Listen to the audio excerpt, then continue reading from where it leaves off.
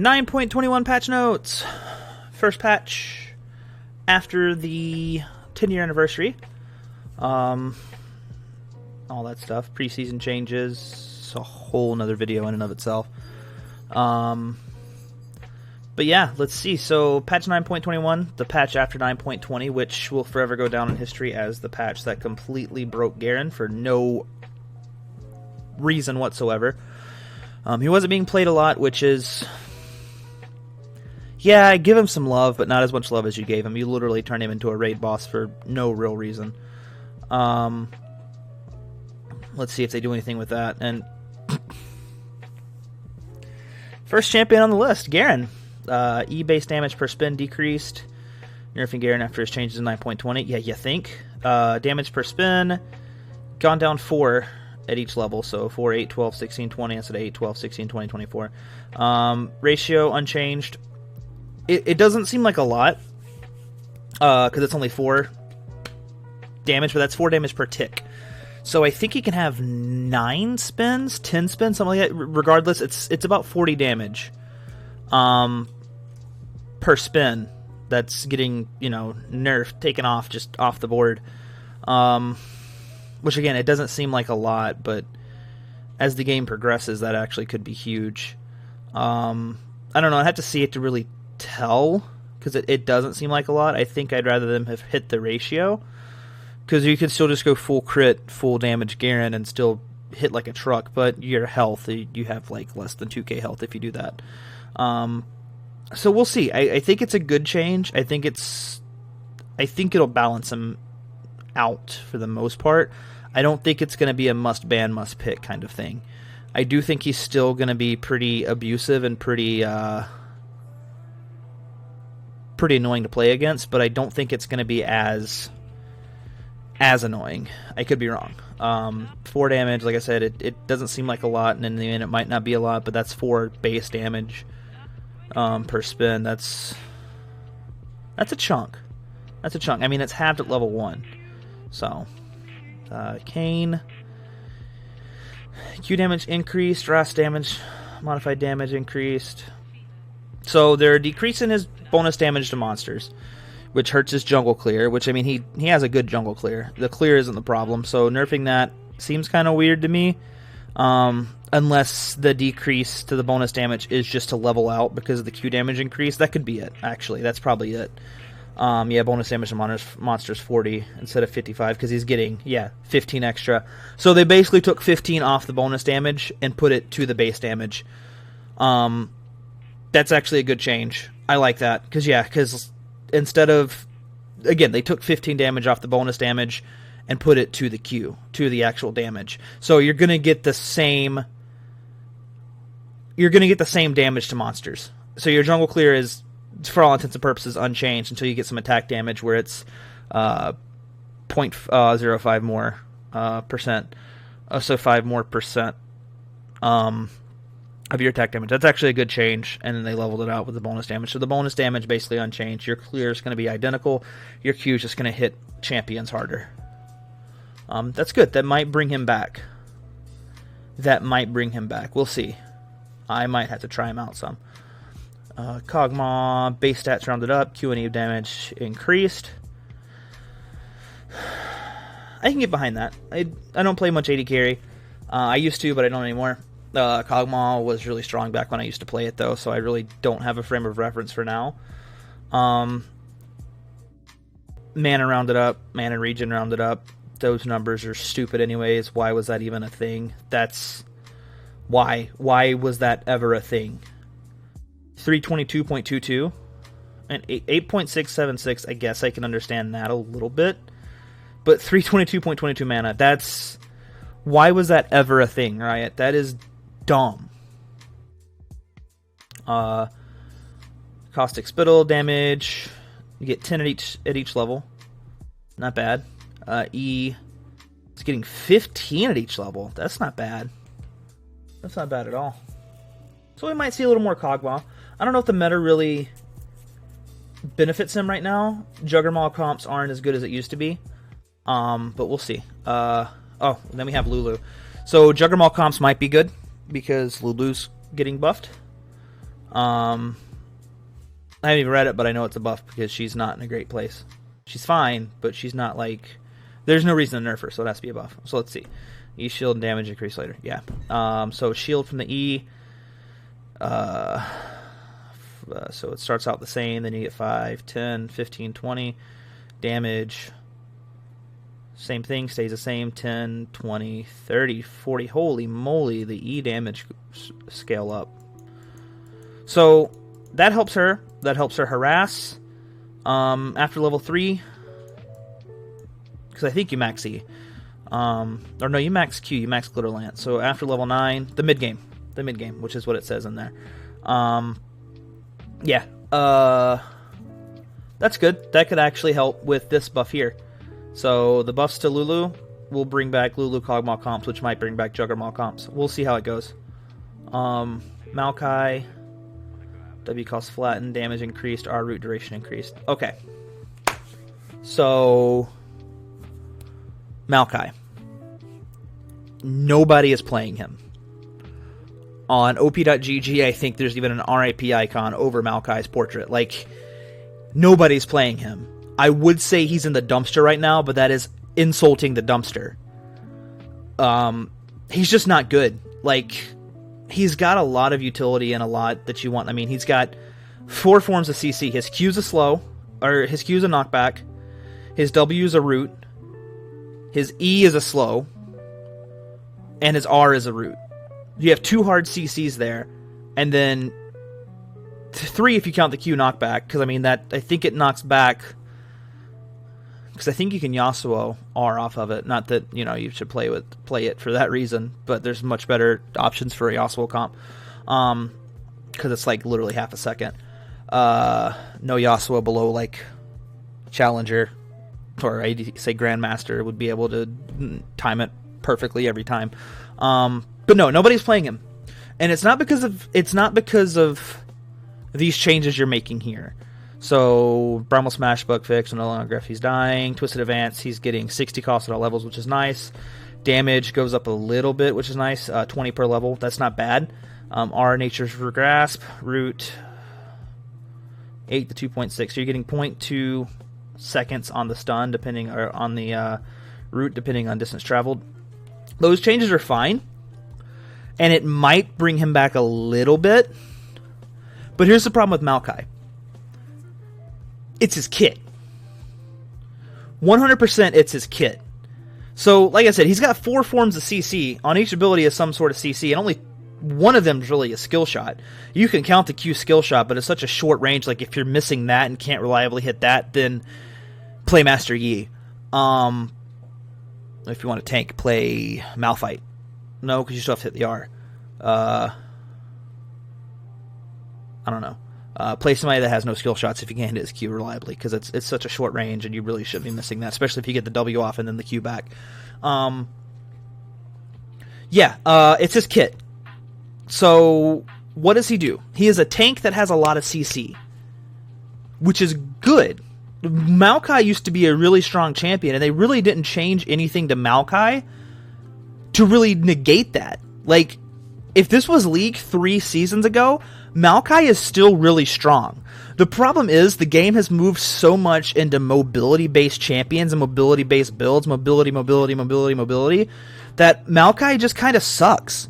Like, his R feels really clunky and inconsistent. Good luck hitting anybody that actually has some sort of... So, good luck hitting any assassin or anything like that. That can just get out of it. Twisted Advance... Your saplings can slow, so you can sapling up a brush and get some damage and maybe, pick somebody off that way. But what do you W onto in a team fight? You're a tank. You're a frontline. Who are you Wing in a team fight? Their tank? Their frontline? So your team focuses that frontline? Which isn't always inherently bad, but you're not going to dive the backline with Maokai. If you're using him in a dive comp, you've picked the wrong champion. Again, I'd say Malphite in that situation is a better pick for top lane. Or if you're doing jungle Maokai, I mean, you can jungle Malphite too. I've done it. AP Malphite's fun as shit. What are you Wing to though? Like, so you're Wing to their backline, so their front line can just jump on your back line. Like, it's a clunky kit. It makes no sense as a whole. It's good for catching people out. The W to the Q, the maybe even the R to keep them there, and the slow off the, like, if you combo everything together in the right way, you can catch somebody out. But in team fights, it's useless. At least, in my opinion. And again, I'm a low elo player. What I say could be completely wrong, but please show me somebody above Plat or Diamond that's actually ever picking Maokai. Like, its kit is the problem. These changes, while they're nice, we might see him a little bit, it does nothing. He's still a bad champion right now. Like, he's just not good. But enough about that. Nice changes, I guess. We might see him a little bit, but this isn't going to bring him back. He's not in a good spot whatsoever. Master Yi. Phantom hits now to proc double strike and apply double strike effects. Apparently there was a bug there. It didn't strike with Ginsu's. Shit, we're going to see Master Yi players now, and they're actually going to be useful. Maybe. I don't know. I don't know if it was every time it didn't proc double strike, or if it's doing it now. Because what is that? If it's procking double strike on the Phantom hit, that means you're getting 4 strikes off. It's not full hits it's not full damage on the Phantom hits, but it's still, instead of 3, you're getting 4. I mean, that's still a little bit more DPS. If he's not getting the DPS he's supposed to, then by all means change it and fix the bug. But we'll have to wait and see. I don't see many good Master Yi players at low elo. So, for what it's worth. If they are good, they're probably a Smurf, and you're going to lose the game anyways. Pike, base health grow, decrease, passive gray health from damage decrease. That's a good change. They're not touching his damage output. They're not touching his mobility, which is fine. Pike is really strong. Pike is always going to be really strong. He's a lethality-based support. He's going to hit you, and he's going to kill you like an assassin. He is an assassin support. If you have a problem with that, then ban him. I hate playing against it, but in a sense, I guess that type of support is toxic for the game. But that is his core. They're not going to change that. His damage is not going to get nerfed. The changes they did here are pretty good. So health growth, 90 per, I guess that's per level. That's a good change. I mean, that ends up being 180 health at level 18. That's a good bit. Gifts of the Drowned Ones, instead of 30 to 81% of the damage he takes from enemy champions, it's 25 to 50. That's a good change. So early levels, it hurts. It's 5% less. Late game, yeah, you're 30% less gray health. That's huge. That's actually a good change, because it's going to require Pike players to actually be smart and actually pick and choose what fights they want to take, instead of just being like, oh, I have gray health that can, basically heal me full and then come back in. No, you're going to have to be smart with it, and that is going to help a lot. He's still going to hurt. He's still going to hit like a truck, but you can actually kill him pretty easily now. He can't just run away and heal everything back up. That's a good change. That's a good nerf. We're still going to see him. He's still going to be played. He's still going to be banned. But bad Pike players are going to basically end now. That's actually huge. Shaco W box duration decrease. Shaco landed in the strong spot box, so they don't last 60 seconds. They last 40. I'm still going to ban him. I still hate playing against him. 100% I hate playing against Shaco, because he's just so oppressive. In a sense that, right now, he's in such a good spot. Before, it was a wasted ban, because whatever, but now he's in a really good spot. And I can handle him, but I can't trust my team to handle him. But what I don't understand here is the Jack-in-the-Box changes. So let's see, because I'm curious on something. So it does have the fear mechanic, and that's the main thing with his boxes. That's the main annoying thing, is that damn fear. But I want to see something.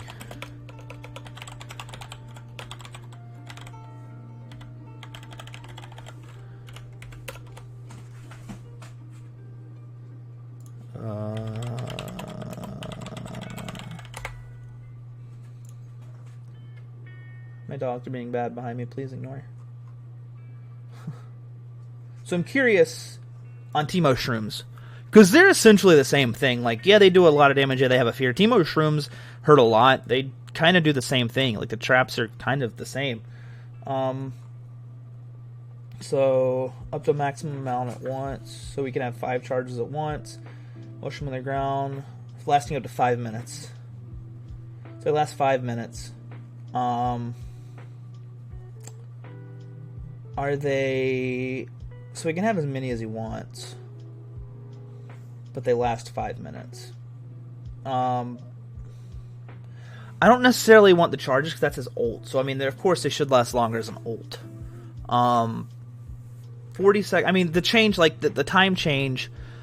So you can't just trap a ton of brush around the map, and it does kind of negate how many you can have out at once. I guess I was going for was gonna be like, hey, no, max amount out at one time.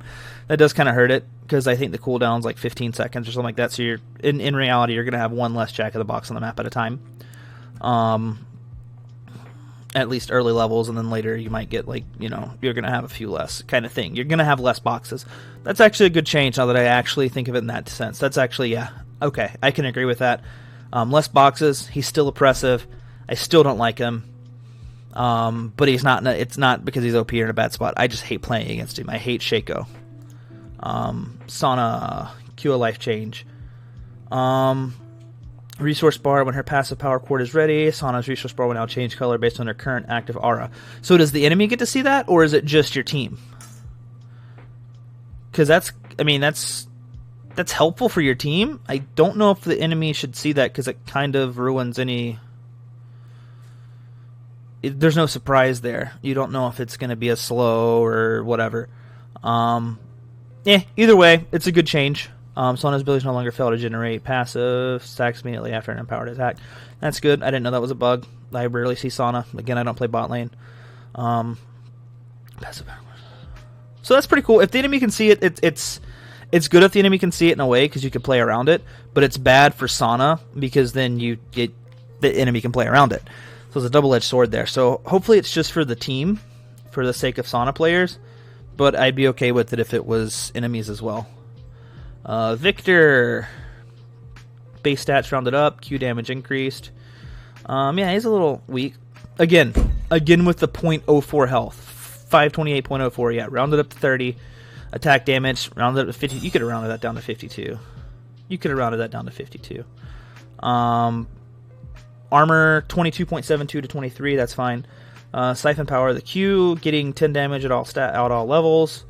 That's pretty good. Gravity field, SFX is no longer noticeably louder when using it against more than one enemy. Okay. I guess that's just a sound bug fix. It doesn't really do anything for the game.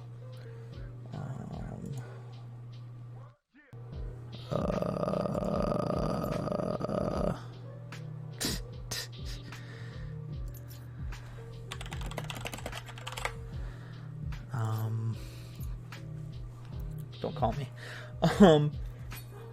Warwick Q damage ratio increased later. W bonus attack speed increased. Warwick is falling behind the pack. Jaws of the Beast. Damage. Ooh. That's... So it's the same level 1. So the mid game. This is all about the mid game. Because you max W first. The mid game. That's not bad. That's not a bad buff. I like that. I might actually play Warwick a little bit more now. I started to pick him up again because he's a lot of fun to play. That might actually solidify it as like one of my tanky jungles. Blood Hunt, bonus attack speed when attacking a target enemy. Oh, wow. So level 1 and 2 buffed. Level 1 and 2 buffed hugely. 3 and 4. Oh, hold on. No, buffed across the board. So 1 and 2 is a big buff. 20, 15, 10, 5. The same at level 5.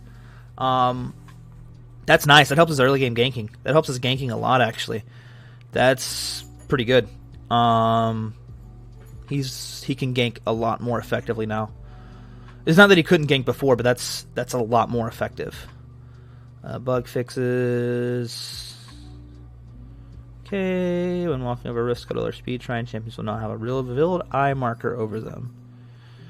Oh, so if it's the enemy team. Nice. Enemy spotted by Ashes, the Hawk shot will no longer have the vision eyes above their heads until the end of the game. That was annoying because you'd randomly be like, how do they have vision on me? What the hell? And then it's because of the damn E-bug. Kiana's are no longer desynchronized with its effects as they properly follow the outline. Okay. I play a little bit of Kiana. I noticed that. I just thought it was me. Heimerdinger are upgrade tooltip no longer mentioned as E. Slow is improved to 80%. Yeah, because they change that. Only champions pick up Eye of the Herald, dashing as Yasuo through it with our last breath, or having a living shadow from Shadow Tide schemes. No longer have these champions to pick it up. Okay. I don't really think that was a big deal, but okay. When Silas hijacks Nilly Ultimate uses her Q takedown, he'll now properly do damage with it. Aurelian Soul. VS effects no longer. Nico can once again select herself to activate her disguise, putting it on a 2-second cooldown. Kleb will no longer lose his untargetable status when dismounting near her as walls. Okay. Nice. Some skins. Yeah. There's your 9.21 patch notes. Overall, I think they're good changes. Garen's we'll have to wait and see, but I think that's going to be good. Kane may come back a little bit. Kog'Maw with Lulu will definitely come back. Dumpster Fire. Master Yi, whatever. Pike, great change. Again, he's still going to hit like a truck and he's still going to hurt, but he's not going to be, he's going to die quicker. Shaco, still don't like him, but that's a good change. Sauna, again, it depends. It's a good change, though. Victor, those are nice buffs. Those are nice buffs for Victor. He'll do a little more damage. Warwick's, that's the one I'm most excited about. I'm actually going to go try that now.